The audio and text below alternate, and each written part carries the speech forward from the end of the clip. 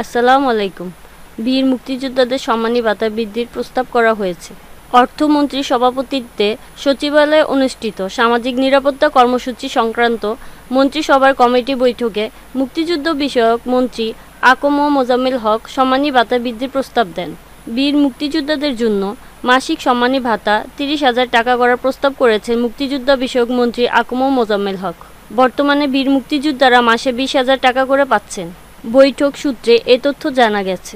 বৈঠক সূত্রে এও জানতে পেরেছি যে বীর মুক্তিযোদ্ধাদের জন্য সম্মানী বৃদ্ধির প্রস্তাব তুলে মুক্তিযুদ্ধ বিষয়ক মন্ত্রী আকম মোজাম্মেল হক বলেছেন, যারা দেশের জন্য জীবন ঝুঁকি নিয়ে যুদ্ধ করেছেন এবং দেশকে স্বাধীন করেছেন তারা যেন একটু ভালো থাকে, সে কারণে সম্মানী ভাতাটা ২০,০০০ টাকা থেকে বাড়িয়ে ৩০,০০০ টাকা করতে চান।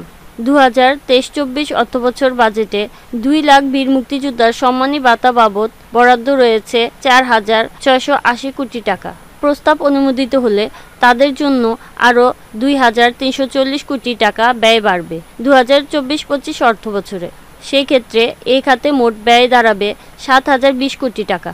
বর্তমান দ্রব্যমূল্য ঊর্ধ্বগতির কারণে সংসার চালাতে অনেক বীর মুক্তিযোদ্ধাদের হিমশিম খেতে হচ্ছে।